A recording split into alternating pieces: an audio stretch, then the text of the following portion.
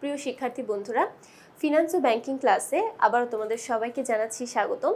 আজকে আমরা আলোচনা করব আমাদের নবম অধ্যায়ের পর্ব 2 নিয়ে। এই পর্বে আমাদের আলোচনার টপিক থাকছে আমাদের ব্যাংকিং ব্যবসার কিছু মূলনীতি সম্পর্কিত বহু নির্বাচনী প্রশ্ন। তাহলে আজকের পর্বে আমাদের প্রথম প্রশ্নটা আমরা একটু দেখে নিই। প্রথম প্রশ্নে একটা উদ্দীপক থাকছে। উদ্দীপকটাতে বলা হচ্ছে আমানতকারীকে চাহিদা মাত্র নগদ অর্থ পরিশোধ করতে ব্যাংক বাধ্য থাকে। তাই ব্যাংক এমন পরিমাণ নগদ অর্থ সংরক্ষণ করেন যাতে আমানতকারীকে চাহিদা মাত্র টাকা পরিশোধ করা যায়। অবশিষ্ট সংগৃহীত আমানত ব্যাংক বিভিন্ন খাতে বিনিয়োগও করে থাকে। 17 নং প্রশ্নে বলা হচ্ছে উপরিউক্ত উদ্দীপকটিতে কোন নীতির কথা বলা হয়েছে। দেখো, এখানে নগদ অর্থ সংরক্ষণ করার কথা বলা হয়েছে। নগদ অর্থ সংরক্ষণের কথা যখনই বলা থাকবে তখনই আমরা সেটাকে তারল্য নীতির মধ্যে ফেলে দিতে পারি, কারণ তারল্য নীতি বলে যে তোমার যতটুকু পরিমাণ নগদ অর্থ দরকার ঠিক ততটুকু পরিমাণই তুমি হাতে রাখবে, বাকি অংশটা বিভিন্ন জায়গায় বিনিয়োগ করে দেবে। এরপর চলে যাচ্ছি 18 নং প্রশ্ন। উপরিউক্ত উদ্দীপকে বর্ণিত নীতিসমূহ ব্যাংক ব্যবসায় অন্যান্য মূলনীতি সঠিকভাবে পালনের মাধ্যমে ঝুঁকি এড়ানো সম্ভব হবে, ব্যাংকের সুনাম বৃদ্ধি পাবে, পরিচালনা কার্য সঠিক হবে, পরিচালনা কার্য সহজ হবে। তাহলে দেখো, এখানে যখন সে শুধুমাত্র একটা নীতি নয়, সকল নীতি যখন সে সুন্দরভাবে অ্যাপ্লাই করতে পারবে একটা ব্যাংকে, যখন ওই 16টা নীতি প্রত্যেকটা নীতি পর্যাপ্ত পরিমাণে ব্যবহার করা হয় তখন অবশ্যই ঝুঁকির পরিমাণটা এড়িয়ে চলা যায়, ব্যাংকিং ব্যবসাটা আরও সফলতার দিকে এগিয়ে যেতে পারবে। যত বেশি সফলতা অর্জন করা যাবে তত বেশি ব্যাংকের সুনাম বৃদ্ধি পাবে এবং আমাদের পরিচালনা কার্য করতেও কিন্তু সহজ হবে। তাহলে অ্যান্সার কিন্তু প্রত্যেকটাই হচ্ছে। তারপর চলে যাচ্ছি পরবর্তী প্রশ্ন 19 নং প্রশ্নে। এখানে বলা হচ্ছে কোন নীতির কারণে ব্যাংকার একজন মক্কেলের হিসাব সংক্রান্ত তথ্য অন্য ব্যক্তিকে সরবরাহ করেন না। একজনের যে কোনো হিসাব সংক্রান্ত যাবতীয় তথ্য আরেকজনকে কখনোই দেন না বা সবসময় হাইড করে রাখেন। এই নীতিটাকে বলা হয় গোপনীয়তার নীতি। তারপর চলে যাচ্ছি 20 নং প্রশ্নে। ব্যাংকিং প্রতিষ্ঠানকে ঝুঁকি এড়াতে মেনে চলতে হয়। তারা যদি ঝুঁকি এড়িয়ে চলতে চায় তাহলে তাদেরকে কি ব্যবহার করতে হবে বা কোন ধরনের নীতি ব্যবহার করতে হবে? অবশ্যই তারল্য বনাম মুনাফা নীতি, বা শুধুমাত্র আমরা তারল্য নীতিও বলতে পারি, সেবার নীতি। এই দুইটা নীতিকে দেখো, আমাদের বইয়ের মধ্যে কিন্তু সঞ্চয় নীতি বা সঞ্চয় সম্পর্কিত কোনো নীতি নেই এবং এটা কিন্তু একটা ব্যাংকের জন্য কোনো নীতি নয়। ব্যাংক কখনো সঞ্চয় করে না, যা করে সব কিছু কিন্তু আমানত থেকেই তারা মূলধনটা গঠন করে। ব্যাংকের জন্য তাই সঞ্চয় নীতি অ্যাপ্লিকেবল হবে না। তাহলে এখানে অ্যান্সার হচ্ছে প্রথম দুইটি অপশন। তারপর চলে যাচ্ছি 21 নং প্রশ্নে। নোট ইস্যুর ক্ষেত্রে ব্যাংক কোন নীতি অনুসরণ করে? যখন সে নোট ইস্যু করতে যায়, নোট ইস্যু করার সময় তাকে বিশেষায়নের নীতি প্রয়োগ করতে হয়, কারণ এখানে নোট ইস্যু একটা বিশেষ ক্ষেত্র বা বিশেষ একটা বিষয়। এই বিশেষ বিষয়ের মধ্যে যখন সে বিভিন্ন ধরনের কাজ করে থাকে তখন তার এই নীতিগুলো ফলো করতে হয়। 22 নং প্রশ্ন। বৈদেশিক বাণিজ্য, ঋণদান, নোট ইস্যু ইত্যাদি ক্ষেত্রে কোন ধরনের নীতি অনুসরণ করতে হয়? বৈদেশিক বাণিজ্য, ঋণদান এবং নোট ইস্যু তিনটাই কিন্তু দেখো বিশেষ একটা খাত। বাণিজ্যিক ব্যাংকের স্বাভাবিক কাজের তুলনায় বিশেষ বা আদার সোর্সের মধ্যে আমরা বলতে পারি। তাহলে বিশেষ কাজগুলোকে কেন্দ্র করে যখন তারা কাজ করবে, ব্যাংকিং বিভিন্ন পরিচালনা করবে, তখন সেটাকে আমরা বলে থাকি বিশেষায়নের নীতি। 23 নং প্রশ্ন। শিমুল এম ব্যাংকে গিয়ে তার বন্ধুর হিসাবের স্থিতি বলতে বোঝানো হয়েছে ব্যালেন্সটা, যে ব্যাংকে কতটুকু ব্যালেন্স আছে, জানতে চাইলে ব্যাংক কর্তৃপক্ষ অসম্মতি জ্ঞাপন করেন। এক্ষেত্রে এম ব্যাংক অনুসরণ করেছে, দেখো, একজনের হিসাবের তথ্য আরেকজনকে কখনোই একটা ব্যাংক দিয়ে দেয় না। যতই তুমি এক্সেস দাও, যাই দেখাও না কেন, একজনের হিসাবের তথ্য কখনোই সে আরেকজনকে দেবে না। তাহলে এটাকে আমরা বলে থাকি গোপনীয়তার নীতি। এটাকে বলা হয় গোপনীয়তা নীতি। তারপর দেখছি 24 নং প্রশ্ন, কোনটি বাণিজ্যিক ব্যাংকের নীতি বহির্ভূত? অর্থাৎ আমরা যে 16টা ব্যাংকের মূলনীতি পড়েছি সেই 16টা ব্যাংকের মূলনীতির বাইরের নীতি কোনটি? তাহলে বাইরের নীতি হচ্ছে ঋণ নিয়ন্ত্রণ নীতি, কারণ এটা সেন্ট্রাল ব্যাংকের অর্থাৎ কেন্দ্রীয় ব্যাংকের একটা নীতি, এটা বাণিজ্যিক ব্যাংকের নীতি নয়। 25 নং প্রশ্ন, ব্যাংকিং ব্যবসায়ের মূলনীতি হলো স্বল্প ব্যয়ে অধিক মুনাফা, গোপনীয়তা রক্ষা করা, জনগণের লক্ষ্যে কাজ করা। জনগণের লক্ষ্যে কাজ করা এই সংক্রান্ত কোনো নীতি কিন্তু আমাদের পাঠ্য বইয়ে নেই এবং ব্যাংকিং ব্যবসার মূলনীতির মধ্যেও নেই। তাহলে ব্যাংকিং ব্যবসার মূলনীতির মধ্যে আমরা পড়েছি স্বল্প ব্যয় অধিক মুনাফা, যেটা মিতব্যয়িতার নীতিকে বোঝানো হয়েছে। তারপর গোপনীয়তা রক্ষা করা, এটাকে বোঝানো হয়েছে গোপনীয়তা নীতি। এই দুইটা নীতি কিন্তু আমরা পড়েছি আমাদের পাঠ্য বইয়ের মধ্যে, জনগণের কল্যাণ রিলেটেড কোনো নীতি নেই। তারপর 26 নং প্রশ্ন, বিনিয়োগের ক্ষেত্রে অনিশ্চয়তা এবং ঝুঁকি এড়ানোর জন্য কোন নীতি মেনে চলা উচিত? অনিশ্চয়তা এবং ঝুঁকি এড়ানোর জন্য কোন নীতি মেনে চলা উচিত? অবশ্যই সাবধানতা নীতি। যখন তুমি সাবধান হয়ে একটা নির্দিষ্ট ক্ষেত্রে বিনিয়োগ করবে, যে ক্ষেত্রটা তোমার জন্য কম ঝুঁকিপূর্ণ বা তোমার অনিশ্চয়তা অথবা ঝুঁকির পরিমাণ যেখানে কম থাকবে, সেই নীতিটাই হচ্ছে সাবধানতার নীতি। তারপর দেখো, চলে যাচ্ছি 27 নং প্রশ্নে। 27 নং প্রশ্নে বলা হচ্ছে প্রতিযোগিতামূলক বিশ্বে সাফল্য অর্জনের জন্য কোন নীতি একান্ত প্রয়োজন? প্রতিযোগিতামূলক বিশ্বে সাফল্য অর্জনের জন্য দক্ষতার নীতি একান্ত প্রয়োজন, কারণ একটা ব্যাংক যত বেশি দক্ষ থাকতে পারবে সে তত বেশি প্রতিযোগিতায় অন্য সকল ব্যাংকের চেয়ে এগিয়ে থাকতে পারবে। 28, মনে করো তুমি একজন ব্যাংকার, চাহিদা মাত্র গ্রাহককে তুমি কোনটি দিতে বাধ্য থাকবে? চাহিদা মাত্র যখনই একটা গ্রাহক তার টাকা অর্থাৎ তার আমানতে যতটুকু টাকা জমা আছে সেই টাকা যখন চাইবে, ব্যাংক তখনই সেই টাকা দিতে বাধ্য থাকবে। ঠিক আছে, তোমার ব্যাংকে বা তোমার হিসাবে যত টাকাই থাকুক তুমি যে কোনো অ্যামাউন্ট চাইলে তুলতে পারবে, তবে এখানে সাধারণত নির্দিষ্ট একটা অ্যামাউন্ট জমা রেখে দিতে হয়। সাধারণত সঞ্চয়ী হিসাব যারা খোলে তাদের মিনিমাম 1000 টাকা রেখে বাকি যে কোনো অ্যামাউন্ট তুমি যে কোনো সময় চাইলে তুলতে পারবে। আবার আরেকটা বিষয়, যখন টাকার পরিমাণটা একটু বেশি হয়ে যায় এটা ব্যাংককে আগে থেকে ইনফর্ম করতে হয়, কারণ এতগুলো টাকা একসাথে তুলতে গেলে ব্যাংকের আগে একটা প্রিপারেশনের দরকার পড়ে, গোছানোর একটা বিষয় থাকে, তাই এটা আগে থেকে একটু ইনফর্ম করতে হয়। আদারওয়াইজ তুমি যে কোনো সময় যে কোনো টাকা যে কোনো সময় তুলতে পারবে, এই অ্যাক্সেসটা কিন্তু প্রত্যেকটা বাণিজ্যিক ব্যাংকই গ্রাহককে দিয়ে থাকে। 29 নং প্রশ্ন, কোনটি ঝুঁকি বহুল ব্যবসায়? যেহেতু আমরা ব্যাংকিং নিয়ে এখন পড়ছি, আমরা এখানে বলতে পারি সবচেয়ে ঝুঁকি বহুল ব্যবসা হচ্ছে ব্যাংকিং ব্যবসায়, কারণ ব্যাংকিং ব্যবসার সম্পূর্ণটাই হচ্ছে অর্থ নিয়ে, এবং যেখানে অর্থের ব্যবসা হয় সেটা অবশ্যই ঝুঁকিবহুল একটা ব্যবসার মধ্যে পড়ে। তারপর চলে যাচ্ছি আরেকটা উদ্দীপকে, মিস্টার রাতুল শিল্প ব্যাংকের চাকরি ছেড়ে এখন বাণিজ্যিক ব্যাংকের শাখা ম্যানেজার। এখানে বেতন ও কাজের চাপ বেশি, সকল মূলনীতি মেনে চলতে তিনি চেষ্টা করেন।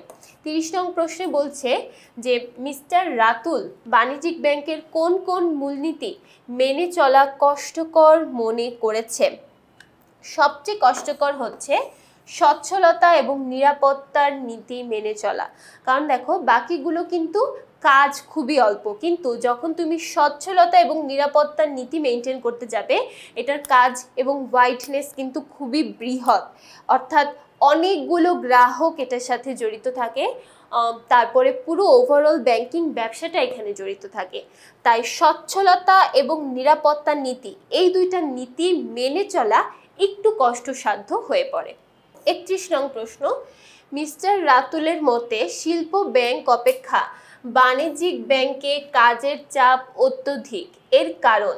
বাণিজ্যিক ব্যাংকে যেহেতু গ্রাহকের সংখ্যা বেশি থাকে তাই এটা সবসময় অনেক ক্রাউডেড একটা প্লেস থাকে। শিল্প ব্যাংক হচ্ছে শুধুমাত্র ব্যবসায়ীরা, এখানে গ্রাহক বলতে আমরা শুধু ব্যবসায়ীদেরকে বুঝি, কিন্তু বাণিজ্যিক ব্যাংকে গ্রাহক বলতে যে কোনো ব্যক্তিই হতে পারে, আমাদের মা বাবা যে কোনো ব্যক্তি হতে পারে। আবার অনেক ক্ষেত্রে কিন্তু স্টুডেন্টরাও বাণিজ্যিক ব্যাংকে তাদের অ্যাকাউন্ট খুলতে পারে। তাহলে দেখো বাণিজ্যিক ব্যাংকে গ্রাহকের সংখ্যা অনেক বেশি থাকে কিন্তু শিল্প ব্যাংকে গ্রাহকের সংখ্যা কম থাকে।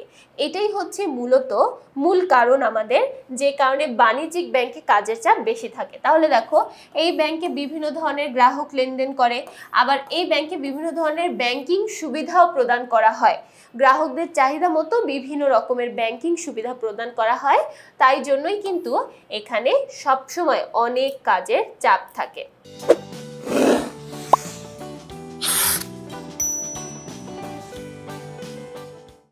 32 নং প্রশ্ন, ব্যাংক বিশেষায়নের নীতি গ্রহণের ফলে কর্মীদের কর্মদক্ষতা বৃদ্ধি পায়, বৈদেশিক লেনদেন সহজতর হয়, মক্কেলদের অধিক সেবা প্রদান করা হয়। বিশেষায়নের নীতির মধ্যে আমরা 3টা বিষয় পড়েছিলাম, বৈদেশিক বাণিজ্য, নোট ইস্যু এবং ঋণ দান করা। তাহলে দেখো এই যে 3টা বিষয় অবশ্যই কর্মীদের মধ্যে কর্মদক্ষতাকে বাড়িয়ে তুলতে পারে, বৈদেশিক লেনদেন সহজতর করতে পারে এবং মক্কেলদের অনেক বেশি পরিমাণে সেবা প্রদান করা তখন সম্ভব হয়ে ওঠে। তারপর চলে যাচ্ছি 33 নং প্রশ্নে, লকার সেবা প্রদান ব্যাংকিং ব্যবসার কোন মূলনীতির অন্তর্ভুক্ত? লকার সেবা প্রদান, লকারটাকে আমাদেরকে বিশ্বস্ততাকে আরো বাড়িয়ে তুলতে পারে, বিশ্বস্ততা বা আস্থাকে আরো বাড়িয়ে তুলতে পারে। একটা লকারে আমরা আমাদের যাবতীয় যে সম্পত্তিগুলো আছে, এক্সপেন্সিভ যে সম্পত্তিগুলো আছে সেগুলো চাইলে জমা রেখে দিতে পারি। এটা কি করে, ব্যাংকের প্রতি গ্রাহকদের যে আস্থা বা বিশ্বাস সেটাকে আরো বাড়িয়ে তুলতে পারে। তারপর চলে যাচ্ছি 34 নং প্রশ্নে, স্বল্প ব্যয়ে অধিক মুনাফা। স্বল্প ব্যয়ে অধিক মুনাফা এই কথাটার মানেই হচ্ছে মিতব্যয়ী হওয়া। যেখানেই স্বল্প ব্যয়ের কথা বলা হবে, স্বল্প ব্যয়ের মানেই হচ্ছে মিতব্যয়ী হওয়া। তাহলে এখানে এই স্বল্প ব্যয়ে অধিক মুনাফা এই কথাটি মিতব্যয়িতা নীতির অন্তর্ভুক্ত। 35 নং প্রশ্ন, ব্যাংকিং ব্যবসায়ের কোন মূলনীতির দ্বারা ব্যয় সংকোচনের মাধ্যমে মুনাফা অর্জন সর্বাধিক হয়? একটু আগে আমরা পড়েছি স্বল্প ব্যয়ে অধিক মুনাফা। তাহলে স্বল্প ব্যয় বলতে আমরা ব্যয় সংকোচন অর্থাৎ ব্যয়ের পরিমাণটা কমিয়ে ফেলাকে বুঝে থাকি। তাহলে এখানে হবে অ্যান্সার মিতব্যয়িতার নীতি। 36 নং প্রশ্ন, ব্যাংকের নিরাপত্তার নীতি নিশ্চিত হয় ঋণের বিপরীতে পর্যাপ্ত জামানত রাখলে, গ্রাহক থেকে অধিক সুদ গ্রহণ করলে, গ্রাহকের আর্থিক সচ্ছলতা যাচাই করলে। নিরাপত্তার নীতি মানেই হচ্ছে ঋণ সংক্রান্ত নীতি, ঋণ মঞ্জুর সংক্রান্ত নীতি। যখন একটা ব্যাংক গ্রাহকদেরকে ঋণ দেয় তখন তারা সেই ঋণের বিপরীতে পর্যাপ্ত পরিমাণ জামানত রাখে। আবার কিছু কিছু ব্যাংক কি করে, কিছু না, প্রত্যেকটি ব্যাংকই সাধারণত গ্রাহকের আর্থিক সচ্ছলতা সম্পর্কে জানতে চায়। তাহলে জামানত নেওয়া এবং আর্থিক সচ্ছলতা সম্পর্কে জানা এই দুইটাই কিন্তু ব্যাংকের নিরাপত্তার নীতি। 37 নং প্রশ্ন, ব্যাংকিং ব্যবসার মূলনীতি। অবশ্যই আমাদের বইয়ের মধ্যে নিরাপত্তার নীতি আছে এবং এটাই সবচেয়ে প্রথম নীতি। তারপর মুনাফার নীতিও আছে, নিরাপত্তার নীতির ঠিক নিচেই দেখবে মুনাফার নীতি আছে। এখানে ঋণ নীতি, এখানে ঋণ নীতি বলতে বোঝানো হয়েছে ঋণ মঞ্জুর নীতি, ঋণ মঞ্জুর নীতি।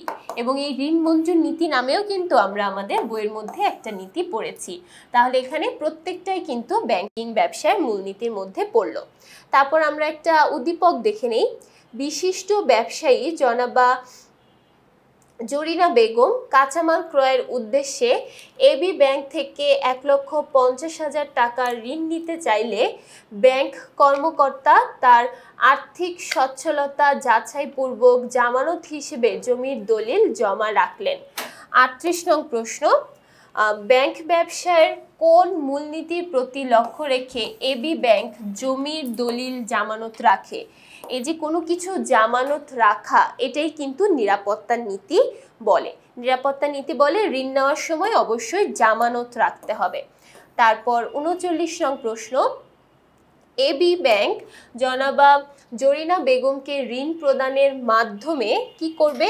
দেখো প্রথমে বলছে মুনাফা অর্জন করবে, তারপর মুদ্রা বাজার নিয়ন্ত্রণ করবে, উৎপাদনমুখী করবে।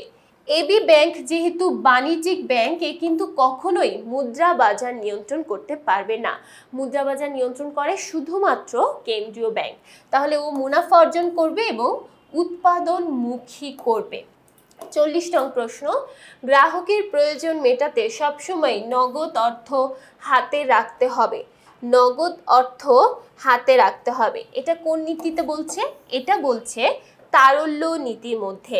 তারপর আমরা আরেকটা উদ্দীপক দেখি। ব্যবসায়ী মাসুম তার দেনাদারের নিকট থেকে একটি চেক পেয়ে ব্যাংকে উপস্থাপন করেন, কিন্তু ব্যাংক উক্ত চেকের টাকা নগদ প্রদানে অপারগতা প্রকাশ করে।